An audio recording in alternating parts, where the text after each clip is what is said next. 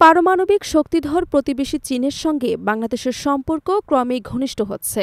ভারতের সঙ্গে কূটনৈতিক টানাপোড়েনের মাঝেই বেইজিংয়ের সঙ্গে প্রতিরক্ষা সহযোগিতা বাড়ছে বলে ধারণা করা হচ্ছে।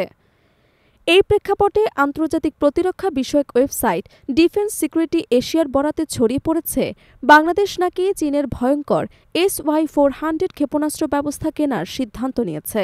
তবে এ বিষয়ে সরকারি কোনো ঘোষণা এখনও পাওয়া যায়নি। সম্প্রতি দক্ষিণ এশিয়ার বিভিন্ন সংবাদ মাধ্যমে প্রচারিত ওই প্রতিবেদনে বলা হয়েছে, ৫ আগস্টের পর ভারতের সঙ্গে কিছু কূটনৈতিক টানাপোড়েনের মধ্যে ঢাকা বেইজিং সম্পর্ক নতুন মাত্রা পেয়েছে।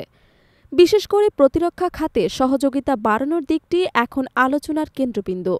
কিছুদিন আগে চীনের উন্নত জে-10C যুদ্ধবিমান কেনার সম্ভাবনা নিয়ে খবর প্রকাশ পায়, যা নিয়ে ব্যাপক আলোচনাও হয়েছিল। একই সঙ্গে পাকিস্তান, তুরস্ক এবং ইতালির কাছ থেকেও উন্নত যুদ্ধবিমান কেনার বিষয়ে আগ্রহ দেখিয়েছে সরকার।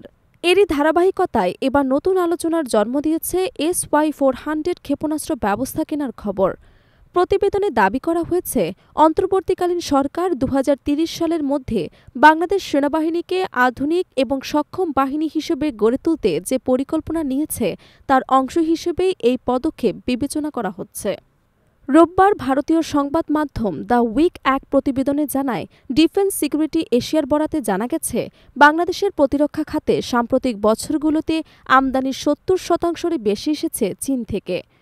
অর্থাৎ সামরিক সরঞ্জাম সরবরাহে বেইজিং এখন ঢাকার সবচেয়ে বড় অংশীদার।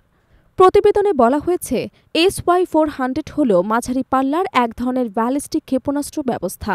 প্রতিটি ক্ষেপণাস্ত্রের দৈর্ঘ্য প্রায় ৬ মিটার এবং ব্যাস ০.৪ মিটার এবং ওজন ৯০০ থেকে ১৩০০ কেজি পর্যন্ত হতে পারে।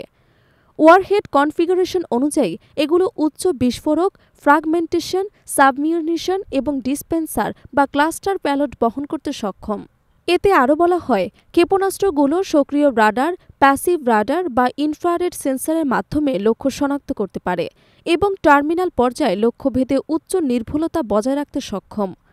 প্রযুক্তিগত দিক থেকে এগুলো ম্যাক 5.5 পর্যন্ত গতিতে উঠতে সক্ষম, যা শব্দের গতি প্রায় ৫.৫ গুণ।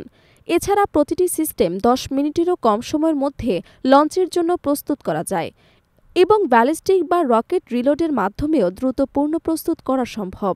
তবে সবকিছু এখন পর্যন্ত অসমর্থিত দাবি। বাংলাদেশ সরকারের পক্ষ থেকে এখনও কোনো আনুষ্ঠানিক মন্তব্য বা নিশ্চয়তা পাওয়া যায়নি। প্রতিরক্ষা বিশ্লেষকদের মতে, এমন একটি সিদ্ধান্ত সত্য হলে তা দক্ষিণ এশিয়ার কৌশলগত ভারসাম্যে বড় পরিবর্তন আনবে।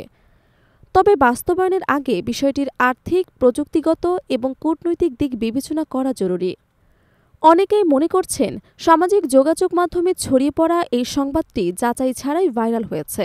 তারা বলছেন, সরকার বা সামরিক বাহিনী থেকে আনুষ্ঠানিক ঘোষণা না এলে এই দাবি অনুমান হিসেবে বিবেচিত হওয়া উচিত। অন্যদিকে প্রতিরক্ষা বিশেষজ্ঞরা বলছেন, বাংলাদেশ দীর্ঘদিন ধরেই সেনাবাহিনীকে আধুনিকায়নের লক্ষ্যে কাজ করছে।